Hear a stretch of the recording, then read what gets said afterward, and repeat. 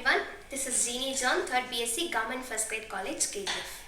So in the previous video we saw Schrodinger's theory of quantum mechanics of the hydrogen atom, finding the wave equation, and for today's topic we are going to see the rigid rotator. So on today's topic we will be covering the topics on the what is rigid rotator, reduced mass of the system, angular momentum, wave equation. That is, we are going to find the eigenvalue of the rigid rotator. So first let's move on to first topic, what is rigid rotator.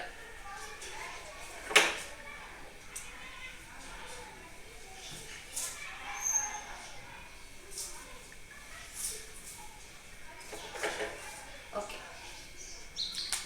So let's consider an object.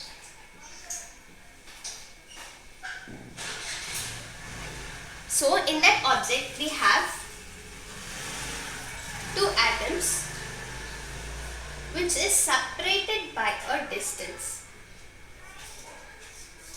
So this fixed distance, this distance is fixed. So we call this fixed distance as rigid. Next word is the rotator.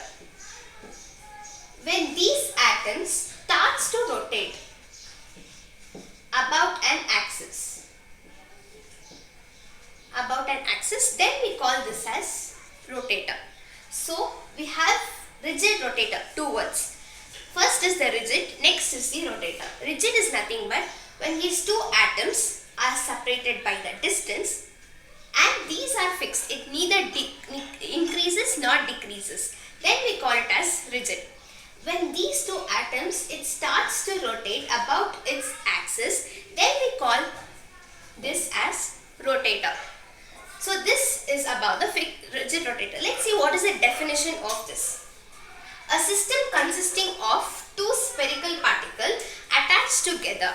A system consisting of two spherical particles attached together. Two spherical particles attached together, separated by a finite distance. This is a distance. And capable of rotating, which is capable of rotating about an axis, passing through the center of the mass. This is the center of the mass and normal to the plane. So this is the definition of the rigid rotator.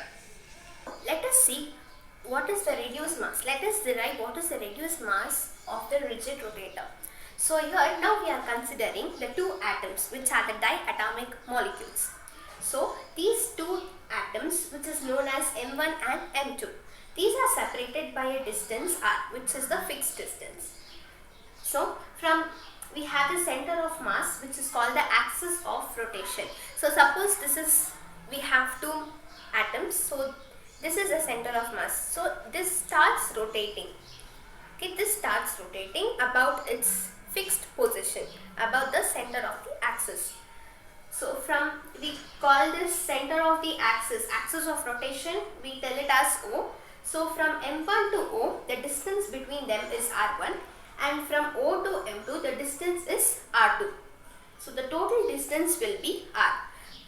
So the first is, according to the definition of the center of mass, we have M1 R1 is equal to M2 R2. Call this as equation 1. So we know that the total distance is R. So R will become R1 plus R2. Okay. So then what is R? R2 is R minus R1. Take this equation to be 2. So we will substitute the value of R2 in equation 1. So it will be M1 R1 is equal to M2, in the value in the place of R2 we substitute R minus R1. So now we will be finding the value of R1. M1 R1 is equal to, let's multiply this, M2 R minus M2 R1. So since this is like terms, we will take this to the left hand side. So minus, if it comes to left hand side, it becomes plus. Into R. So what is common here is R1.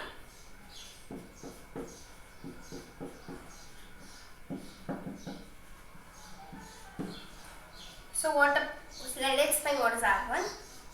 R1 becomes M2R divided by M1 plus M2. So similarly, we are going to find R2. So R2 becomes, so let's take this equation as 3. So R2 is, instead of M2, we will be giving M1. M1R divided by M1 plus M2. Take this equation as 4. So we have R1, we got R2. So now, what is the moment of inertia? I is equal to M1 R1 square plus M2 R2 square. Okay, let's take this equation as 5. So we know the value of R1, we know the value of R2. Let's substitute those values. I is equal to M1, what is R1? M2R divided by M1 plus M2 the whole square plus, what is R2 value? Let's substitute it.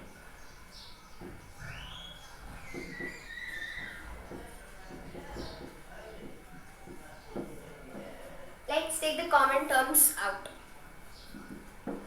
M1, M2 divided by M1 plus M2. This R square will be out. Okay, since we are squaring it. So this is I. So this value M1, M2, M1 plus M2 will take it as mu R square. So this I is equal to mu R square is known as the moment of inertia of the rigid rotator. So this, what is mu? Mu is equal to M1, M2 divided by M1 plus M2. This is known as the reduced mass. This is called the moment of inertia. So let's rewind this. To find, we have M1, M2 and the distance R, axis of rotation O. So first we are writing the definition of the center of mass, and then we write R is equal to R1 plus R2. From that we find R2, and then we substitute the value in the center of mass, and then we find R1. Similarly we find R2, and then in the moment of inertia we substitute the values of R1 and R2, and finally we find the moment of inertia of the rigid rotator and as well as the reduced. Next, let's see what is the momentum and energy of a rigid rotator. So we know that momentum is P is equal to I into omega, where omega is a uniform angular speed, and energy is equal to half I omega square. So according to quantum theory, so H will be the integral multiple. So we get kh divided by 2 pi. That is equal to I into omega, which is the momentum. So substituting these values, we get the energy equation, that is k square h square divided by 8 pi square I. So this is the momentum and energy of a rigid rotator. See what is the wave equation of a rigid rotator. So Schrodinger's wave equation in 3 dimensions is given as this equation, as we saw in the previous video. So this is the Schrodinger's wave equation. So for rigid rotator, V will be equal to 0 and R will be equal to 1 and mu is replaced by I. So we will write the equation. So R will be equal to 1 and V will be equal to 0, mu is replaced by I. Since here R is equal to 1, this term will go. So from this term we have to write. So R is 1, we write 1 by sin theta dou by dou theta into sin theta dou psi by dou theta plus 1 divided by R is 1, so we write it as sin square theta dou square psi by dou phi square plus 8 pi square. Instead of mu we write it as I divided by x square. Here V is 0, take that as equation 1 and take this one as equation 2. So by separation of variables, we know that psi into theta phi is equal to psi 1 theta into psi 2 phi. So take this equation as 3. Let us substitute equation 3 in 2 and divide the whole equation by psi 1 and psi 2. We have here psi 1 theta and psi 2 phi. Here we will be dividing by psi 1. So 1 divided by psi 1 sin theta dou by dou theta into sin theta, here d psi 1. Okay, d psi 1 divided dou theta, dou psi 1 divided by dou theta plus 1 divided by psi 2 sin square theta, sin square theta, and here we write dou square psi 2 divided by dou phi square plus 8 pi square I divided by h square e psi equal to 0. Okay, because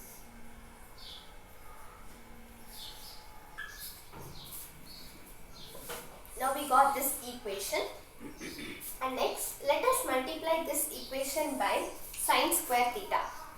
After we multiply, we get this equation, and after this let us send this term to the right hand side. So if we send this, we get minus 1 by psi 2 dou square psi 2 by dou phi square. So take this equation as 4. So the next equation, so RHS take it as m square, because here we have theta alone function, and that side we have phi alone, only the function is phi. So since it is equal, we take this term RHS as m square, which is the constant value. So after replacing it, we get the equation 5. So let us substitute the value of m square in equation 4. So we get sin theta divided by sin 4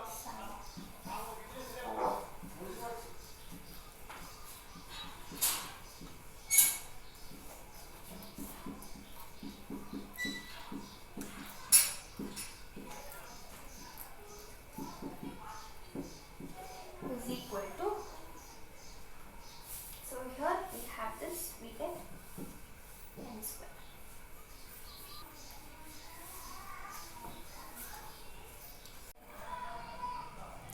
Okay, from the previous equation, let us rearrange the terms and write in this form. So let us call this as equation 6. Okay, so for the solution for the equation 5, we know that psi 2 is equal to e to the power of plus or minus im phi, where m is called a positive integer. Let us take this equation as 7. So from the equation 6, we have 8 pi square I divided by h square. So let us take that term as c, and let us substitute the value in the equation 6. So we get this equation, and let us call this equation as 8. So substitute 8 by cos theta is equal to x. We know the formula sin square theta plus cos square theta is equal to 1. Using that formula, we are going to substitute cos theta is equal to x. So by substituting, we get dou by dou x into 1 by x square, dou psi 1 by dou x plus c minus m2 by sin square theta psi 1 is equal to 0. So solution for this equation is psi 1 is equal to 1 minus x square to the power of m by 2 p of x. Let us call this equation as equation 9.